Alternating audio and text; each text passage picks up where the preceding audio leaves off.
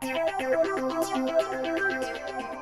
안녕하세요. 세상에서 가장 작은 책방에서 7.5평 경성은 책거리로 돌아온 옛다 책방입니다. 네, 사회적 거리두기 또 연장되어서 이제 두 달째 휴관을 해야 하는 상황을 맞이하고 있습니다.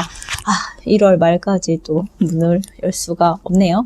그래서 또 책 리뷰 영상을 얘나 올려야 되겠다 이런 생각을 하면서 또 책을 읽었습니다. 짜잔, 오늘은 SF 책을 가지고 왔습니다. 네, 수요일 아침이면 벌써 이제 2년이 지났어요. 2019년 1월 15일인가 16일에 매주 수요일 아침마다 SF 소설 읽기 모임을 쭉 진행을 해왔었는데요. 요즘에는 이제 만날 수가 없으니까 온라인으로 이제 모여가지고 하나하나 이제 읽고 있는데, 네, 김보영 작가입니다. 네, 제가 김보영 작가 참 좋아하는데요. 요번에는 아주 얇고, 번떡번떡한, 멋진 프로젝트, 재미난 프로젝트, 하나로 작업이 된 역병의 바다라는 책을 가지고 왔어요. 지난주에 읽었는데요. 다 이렇게, 이거 어떻게 설명할까? 이렇게 막 하다가, 또 바로 올리려고 그랬는데 못 올렸었네요. 자, 역병의 바다 김보영. 네, 앞에 이 그림은 무엇을 상징하는 걸까요? 뒷표지에 그 이야기가 좀 나와 있어요. 전염병으로 격리된 사람들. 코로나 얘기인가? 작년에 나오긴 했는데 아무리 작가가 이렇게 기획된 책을 쓴다고 해도 잘못하면 되게 이제 졸작이 될 수 있잖아요. 그래서 비슷한 어떤 기획물 속에서 작업을 하고 이런 데는 시간이 걸리니까 그런 이제 코로나 상황 때문에 이제 현재성을 얻긴 했지만 딱히 이제 코로나를 염두에 두고 작업한 건 아니었어요. 전염병으로 격리된 사람들, 무력함의 공포 속에서 우리가 목숨을 걸고 싸워야 할 대상은 누구인가? 라는 질문을 던지는 책이라고 해요. 동해안 해저화산 폭발과 함께 미스터리한 섬이 생겨난다. 그때부터 고대의 전염병이 퍼지기 시작한 어촌마을. 종말을 맞은 듯한 마을은 완전히 봉쇄되고 자가격리된 사람들은 괴인의 모습으로 변모한다. 경찰력마저 마비된 상황에서 여자는 자경단으로 살고 있다. 그의 임무는 자가격리를 어긴 괴인들을 잡는 것. 어느 날 서울에서 연구를 위해 남자가 도착하고 눈앞에서 벌어지는 공포와 경위의 현장을 대통령에게 보고하기 위해 조사에 착수한다. 이런 스토리를 가지고 있는 소설책이에요. 동해안 해저화산 폭발 이런 얘기가 나와서 저는 후쿠시마 일본에 원전 폭발하고 나서의 그런 상황들이 맨 처음에 이제 코로나 상황보다는 전염병 이런 거 얘기 나왔을 때는 설마 이렇게 빨리 작업을 해서 이렇게 작품을 냈겠어라는 생각과 함께 이 배경 설명을 들으면서는 후쿠시마 원전 폭발 사고가 딱 떠올라서 그 이후의 영향들을 좀 받으면서 이런 작업을 해 오신 건 아닐까 이런 생각을 했는데, 뒤에 작가의 말이 실려 있는데 그건 아니고 이런 제안을 받고 이렇게 저렇게 이제 구상을 해서 스토리라인을 짠 그런 작품이다라는 이야기가 있어요. 이 책은 재미난 기획인데요. 오마주와 전복으로 다시 창조하는 러브크래프트의 세계라는 이제 LCRC 라는 프로젝트가 있어요. 러브크래프트 리크리에이트라는 알마의 재미난 기획 작업을 통해서 만들어진 책인데 현재까지 한 7편 정도, 8편 정도가 나와 있고, 또 이렇게 같이 책 모임 하는 언니들은 또 이 책을 보면서 이제 이 시리즈 이 기획 작업에 이제 같이 참여한 이제 다른 작품들도 또 읽으셨다고 해요. 그래서 맨 앞에 올라와 있는 게 아기와 공포의 용은 잊지 않은 자여라 하는 홍지윤 작가의 작품이나 낮은 곳으로 임하소서라는 이서영 작가의 책들을 이제 보고 이야기를 좀 나누기도 하고 그랬습니다. 저는 물론 못 읽었습니다. 일단 작가 소개해 볼까요? 김보영. 한국의 대표적인 SF 작가 중 한 사람. 제1회 SF 어워드 장편 부문에서 7인의 집행관으로 대상을 받았고, 이 책을 못 읽어봤네요. 지금 절판되어 있는 책이어서 중고책이라도 살까 말까 지금 고민을 하고 있는데, 복간대에서 나오지 않을까 막 이렇게 기다리고 있어요. 제5회 SF 어워드에서는 중단편 부문에서 얼마나 닮았는가로 대상을 수상했다. 대상 받은 책들을 다 읽었네. 한국 SF 작가 가운데 최초로 미국의 대표적인 SF 웹진 클락스월드의 단편 소설을 발표했고, 세계적 SF 거장의 작품을 펴내온 미국 하퍼콜린스 그리고 영국 하퍼콜린스와 동시 출간 계약을 체결하여 영미판 소설이 출간될 예정이다. 빨리 나와서 어떤 반응을 보일지 참 보고 싶네요. 소설과 소설집으로 당신을 기다리고 있어, 당신에게 가고 있어, 미래로 가는 사람들. 이 책은 소개를 해드렸죠. 이 트릴로지 3부작 짜리 이 시리즈, 미래로 가는 사람들 시리즈 포함된 스텔라 오디세이 트릴로지 시리즈, 멀리 가는 이야기, 지나시나 저 이승의 선지자 등이 있다라고 되어 있어요.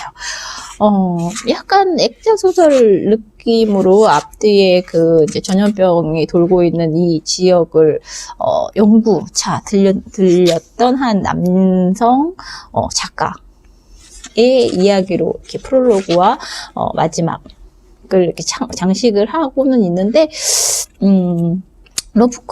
러브크래프트가 누군지 이런 등등의 이야기는 작가의 말을 보면 대강의 이야기들을 좀 이렇게 같이 갈무리할 수 있겠더라고요. 그래서 이 작가의 말을 이렇게 쭉 이렇게 살펴드리는 것만으로도 책에 대한 소개는 다 끝낼 수 있겠다, 이런 생각이 들어서 줄줄줄 읽어드릴게요. 작가의 말. 계약서에 도장을 찍고 나서 내내 고심한 것은 무엇이 크툴루이며 코스믹 호러인가 였다. 예? 막상, 그러니까 이 LCRC 시리즈가 이런 어떤 것에 러브크래프트 리크리에이트 프로젝트라고 그랬잖아요. 여기 어떤 키워드가 됐던, 중심이 됐던 것들이 크툴루 신화 하고 코스믹 호러였나봐요. 막상 쓰려니 하나도 알 수가 없었다. 러브크래프트 단편집과 크툴루 관련 서적을 하나하나 읽다 보니 점점점 모르겠다는 심정이 되었다. 되게 솔직하죠, 작가들이 이렇게 작품 쓰고 나서 이렇게 후기나 이런 작가의 말처럼 이렇게 에세이로 이제 작품 얘기를 할 때가 전 되게 좋더라고요. 작품도 좋지만 작품을 만들고 있는, 쓰고 있는, 그 상상하고 있는 작가를 이렇게 책 보면서 이렇게 보게 될 때가 더 좋은 것 같아요. 역시 난 에세이를 좋아하나 봐요. 무엇이 크툴루 같다는 느낌을 만드는 걸까? 처음에는 거대한 괴수를 상상했다. 소설의 첫 이미지는 거기에서 나왔다. 하지만 이내 그게 아닌 줄 알았다. 물리적인 실체가 있고 맞서 대적할 방법을 상상하는 순간 그 이야기는 전혀 크툴루 같지가 않았다. 지인들과 대화하다가 내린 하나의 결론은 절대적인 악의를 가진 전능한 것이 있고 그 앞에서 아무것도 할 수 없고 저항할 수도 없는 무력한 인간이 체험하는 공포. 이게 크툴루며 코스믹 호러를 나름의 정의하는 그런 방법인가 봐요. 하지만 재밌어요, 여기. 무력함은 내 취향이 아니었기에. 그래서 제가 김보영을 좋아하나 봐요. 무력하지 않고도 무력해질 방법이 무엇인가 고심하게 되었다.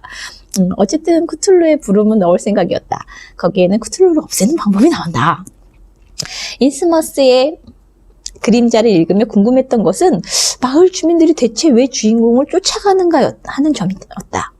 마을에 들른 사람들이 그 사람 하나뿐인 것도 아니었을 텐데 추격 그 자체를 제외하면 공포는 단지 주인공의 머릿속에서만 발생했을 뿐이라는 생각도 상상을 자극했다. 그렇죠. 무엇이 우리를 두렵게 만드는가? 뭐가 우리를 무섭게 만드는가, 공포스럽게 만드는가, 이런 질문을 되게 많이 던지게 했던 작품이었던 것 같아요. 더해서 마을 사람들은 어떻게 살았고 또 어떤 시선으로 주인공을 바라보았는지도 궁금해졌다. 단지 이면의 이야기를 그린다고 해도 소설이 원본의 정서를 배신하지 않기를 바랬다. 크툴루 신화를 좋아하는 독자 여러분께 무례가 아니었기를 빈다.